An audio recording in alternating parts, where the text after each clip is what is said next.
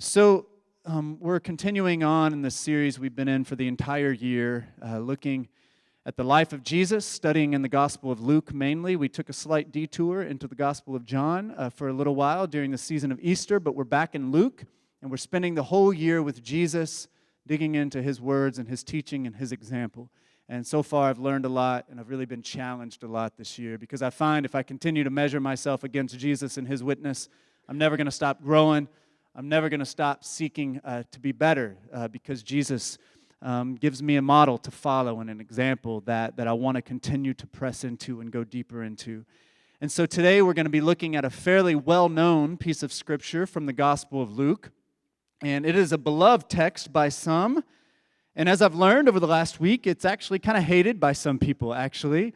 And I want to be clear up front that this story, as I've studied it, it's a bit problematic and has been for people throughout history.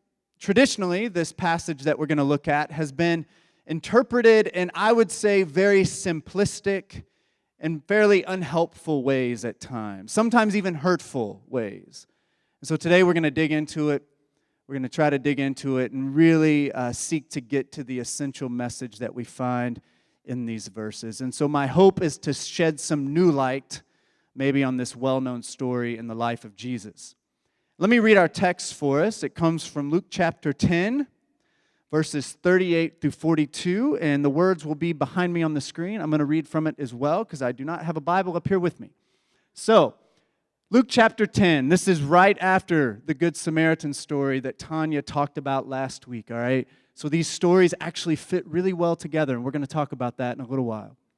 So as Jesus and his disciples were on their way, he came to a village where a woman named Martha opened her home to him. She had a sister called Mary who sat at the Lord's feet listening to what he said. But Martha was distracted by all the preparations that had to be made. She came to him and asked, "Lord, don't you care that my sister has left me to do all the work by myself? Tell her to help me." "Martha, Martha," the Lord answered, "you are worried and upset about many things, but few things are needed, or indeed only one. Mary has chosen what is better, and it will not be taken away from her." It's from Luke chapter 10, verses 38 through 42. Y'all probably heard this story before, many of you. I was reading about this story, and I found a woman online who shared these thoughts about this passage, which I think really hit the nail on the head for some. She said, "This story lives in a quiet infamy, for I don't even know how long it's been preached the same way. Martha was the busy one, Mary was the quiet one. Martha was too busy to have a relationship with Jesus, and Mary, through her meekness and listening, did the right thing. And shouldn't you be a Mary too? Why, yes, you should. Hashtag all the guilt." I've learned recently that for women in particular, this passage has often been difficult for them, because all too often women have been told that they either are a Martha or they're a Mary, the active woman or the meek woman. And I'm not here to suggest that anyone should be a Martha or a Mary. Really, only Martha can be Martha, and only Mary can be Mary. These are complex, unique, wonderful individuals that we read about in Scripture. I think all too often we read the Bible and want to take these humans, like we are, complicated individuals, and put them into a category, say this is this type of person, you're either this person or you're this person. And I think that actually doesn't do a lot of good. These are incredible women, and they had an incredible encounter with Jesus. And from their encounter with Jesus, I think all of us, women and men, can learn about what it means to be a disciple. There's not going to be any Team Martha or Team Mary today. You may connect more with Martha. You may connect more with Mary, and that is okay, because both of these women have wonderful stories. And really, both of them were powerful leaders in the Jesus movement. And so I want to dig into these verses, and I'm going to do a little bit of just breaking it down verse by verse this morning. I don't do this often, but for this one, there's just so much there that I want to unpack that I think it would help if we just go through each of these verses, and there's not many of them. And so hopefully some things will jump out to you. Jot them down if they do. Reflect on them this week. So let's start at verse 38. As Jesus and his disciples were on their way, he came to a village where a woman named Martha opened her home to him. Now, just in this verse, there's a lot going on here, and there's a lot that we can unpack. First, I love that it says Jesus and his disciples were on their way. We've talked about this many times, but the life of faith is a journey. It is walking with Jesus. It is active. It is movement. It's about mission and purpose. These folks were not stagnant. They didn't just sit around. They were moving. They were actively engaged in ministry and mission. Now remember in chapter 9, we read this crucial verse in verse 51 where it says, Jesus set his face toward Jerusalem. This marks a shift in Luke where now they are beginning their journey toward Jerusalem. It's a bit haphazard how they get there. They go get close to Jerusalem, then they go away from Jerusalem, but eventually they do find their way there. Now keep in mind, Jerusalem was the place of power in their land. This was the place where Jesus would meet his awful fate, where he would finally be found and arrested. He would be put through an unjust trial, convicted to execution by crucifixion on the cross. There is danger on the way to Jerusalem. Jesus was a hunted man. Herod Antipas was after him. He wanted him killed. Perhaps they moved around so much because they wanted to avoid getting caught and they couldn't stay in one place for too long. So they finally came to a village where a woman named Martha lived. Now, we learn from the Gospel of John that Martha lived in the town of Bethany. Now, they actually had gotten pretty close to Jerusalem at that point because Bethany is just a few miles away from Jerusalem. You can see Bethany from Jerusalem. And I'll just remind you today, there's actually a big wall that separates Jerusalem from Bethany. This wall that doesn't allow people in the West Bank to actually travel to Jerusalem. So, if Jesus was traveling today, he actually might not be able to make it to Jerusalem because of this. So Bethany is where Martha lived. Jesus had instructed his 72 followers to go out in pairs, and he sent them out to go into the villages, heal, spread the gospel, and he said, I want you to find people of peace in every village, and if they're people of peace, I want you to go into their homes, stay with them, eat their food. They'll minister to you, you minister to them. It'll be a beautiful thing. And so Martha was one of these very people that was a woman of peace who welcomed Jesus and his followers into her home in that moment. Now, a few things about Martha. Martha owned this house, which is pretty significant and fairly rare in the ancient Near East. The oldest male in the home would usually be listed as the owner of a home. So it's a bit odd that Martha owned a home and is listed as an owner of this house. She's already going against the grain, a different kind of woman than a lot of people that were living then. Martha probably had some wealth as well. She owned a house. She had enough space for Jesus and his followers. We learn from the Gospel of John that Martha had a brother as well named Lazarus. Y'all probably remember the story of Lazarus. He rose from the dead. Jesus raised him up. Now, Lazarus was Martha's brother. And we read when Lazarus died, they buried him in a cave on Martha's property and were able to roll a big stone in front of the cave. And so you think if they had a burial cave on their property, they probably had some resources. Martha was also well known.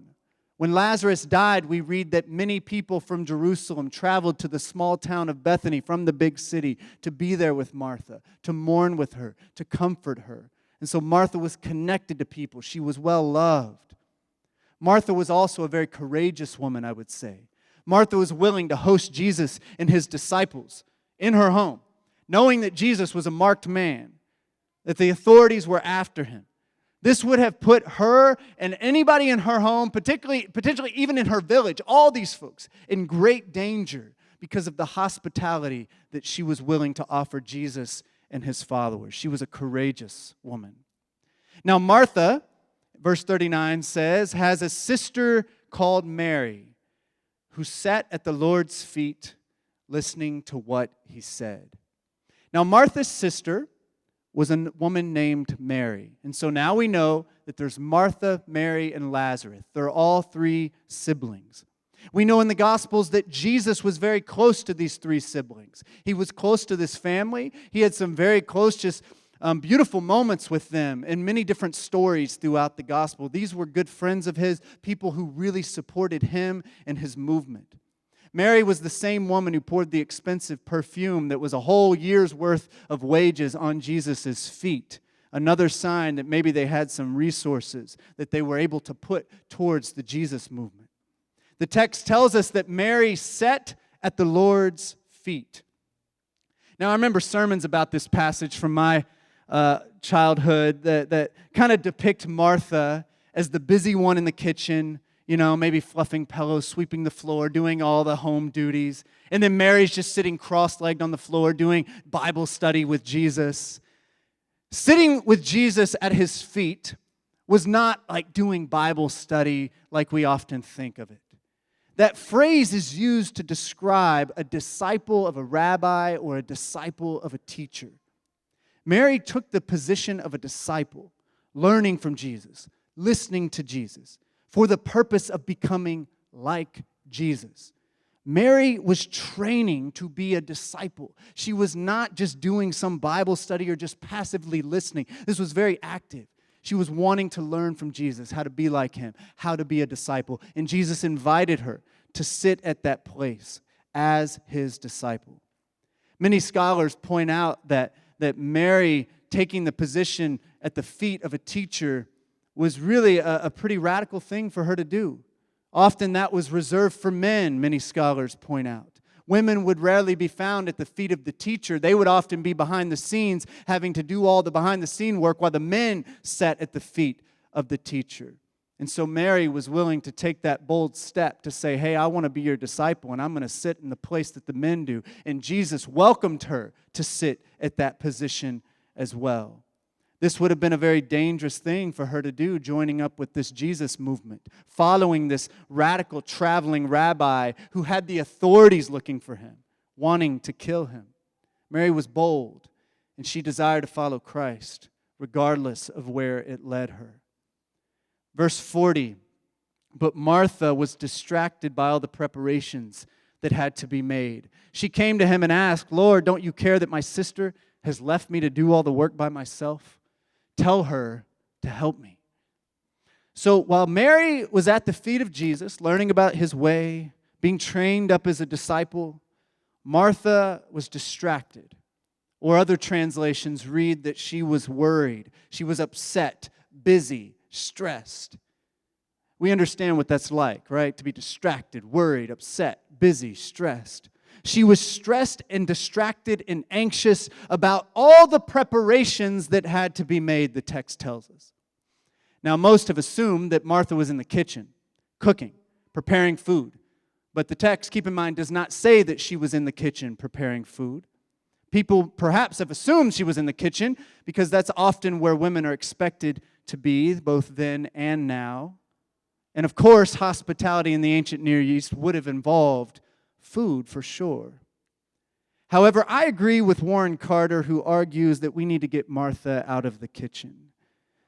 The word in Greek that is translated preparations is a Greek word. I don't often get into the Greek, but this is pretty fascinating. It's a word, diakonia is the Greek word. Now, you may recognize it's similar to a word that we often use in churchy circles called deacon. The English word deacon comes from this Greek word. And today, a deacon is a leader in the church who is committed to serving the community and providing leadership for a congregation. That particular word in the early Christian community would have also meant something very similar to this. In Acts, we see this word diakonia used 8 different times, and it always refers to providing leadership and service within the Christian community. And keep in mind, the same author wrote Luke and Acts. Diakonia is less about cooking and it's more about ministry. I would argue that a more accurate translation of Martha's struggle would be, but Martha was distracted by much ministry. I do not believe that Martha was distracted just by simple task of making food or fluffing pillows or sweeping the floor. These tasks are important and they can be ministry. And people who do those jobs are just as important as anyone else. However, I think we need to elevate Martha because she had a much bigger role within the early church and the Christian community than just those kinds of things. We need to have a more accurate understanding of what Martha was so stressed out about. We've often portrayed Martha as just being stressed out about trivial things that don't really matter, and we just need to focus on Jesus and the important stuff, right? No, Martha was stressed about things that were really important. She was a leader in the Jesus movement, providing much-needed ministry to the community. She was doing very important and critical work to sustain the movement that Jesus was leading. Think of her more as an organizer than a housemaid. It makes sense to me why she would want help, right? When Jesus sent out his followers, he sent them out in twos because ministry is meant to be done in partnership, not as some solo initiative where we go out on our own. And so Martha wanted her sister, her partner, to help her out because there was a lot to be done. It makes sense why she was a little frustrated that Mary wasn't helping in that moment. Another thing to point out, Martha doesn't deal with it in the most healthy way. She tries to triangulate the situation.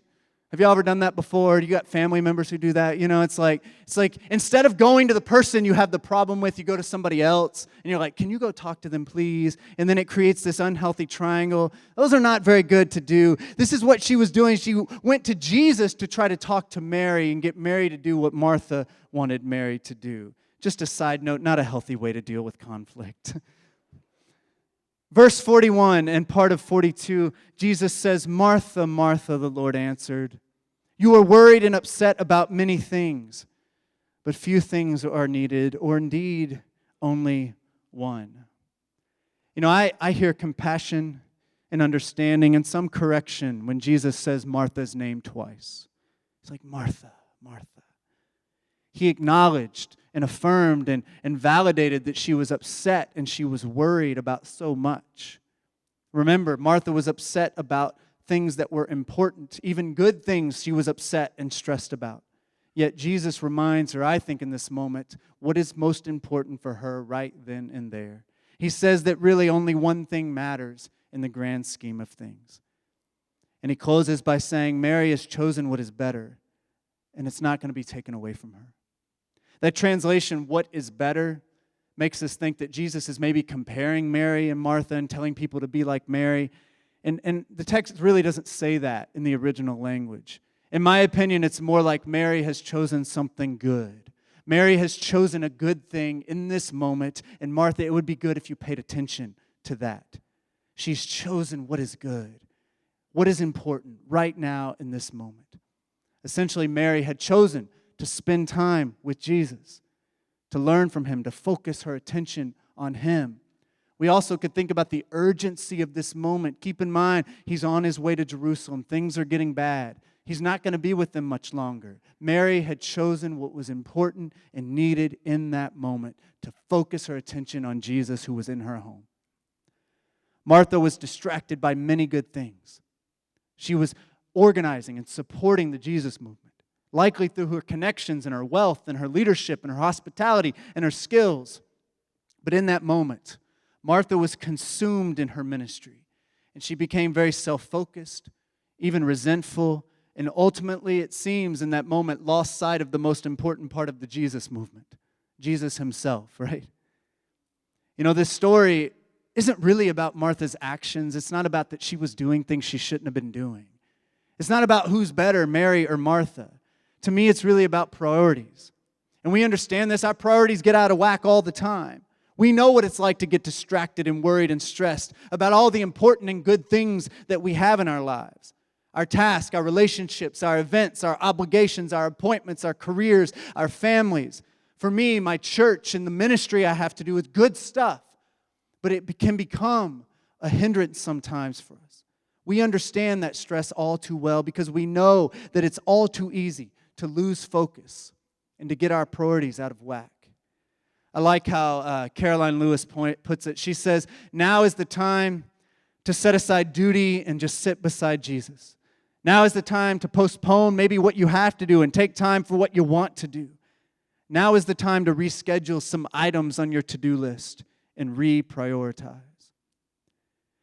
And I'll give you a practical example from my own life. On Tuesday of just this past week, Laura and I came home from work, and Laura's got this like spidey sense into like how I'm doing, and it's good sometimes. Sometimes it's really annoying, but it's great. She knows things, and so I always try to pretend like I'm fine when I'm not, And she's like, could tell that I wasn't fully present. I wasn't really there.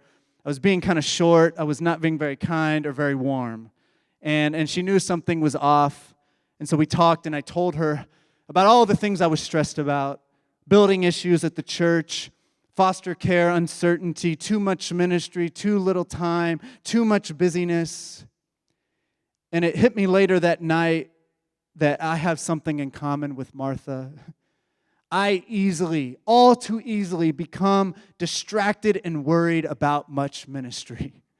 And I hear Jesus saying to me this week as I've been preparing, John, you were worried and distracted by many things, many good things even. But right now, maybe the thing that you need to do that would be better for you right now is to refocus, to step back and just spend some time at my feet. Last week, Tanya challenged us through the story of the Good Samaritan. She challenged us to take loving action, that we can't just stay at Jesus' feet, right? We can't just sit there at Jesus' feet. We got to get up and do something sometime. We got to act. We got to love. We've got to reach out. This week, our story reminds us that action is not everything. That sometimes our good work, our obligations, our busyness distracts us from the most important thing, just spending time with Jesus at His feet. I imagine many of you, if not every single one in this room, is distracted and worried by many things right now. And I want to ask, are you taking time to spend at Jesus' feet, to spend time with Him, to learn from Him, to connect with Him? So I want to take just a moment for y'all just to think and reflect. If you want to jot down some ideas on your phone or on the piece of paper there, you can do it. But a few questions. What is distracting you this morning? What's distracting you? What's worrying you this morning? What is taking your time and your energy right now in your life? And I imagine many of these things are really good things. For me, I think that my foster care journey and parenting and all that is just taking so much of my energy and my time and my focus. This church takes a lot of that from me as well. But what is distracting you? What is worrying you this morning? And perhaps they're really good things, but what are they?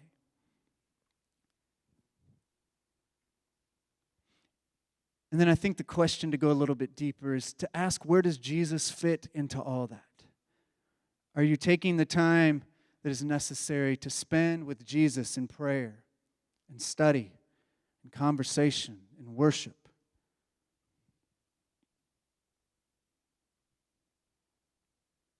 Another question, do you need a break? Maybe Martha just needed a break. And Jesus is like, look, just come, sit in my feet. Take a break from all the good things that you're doing for us. Do you need a break? What is God saying to your heart this morning?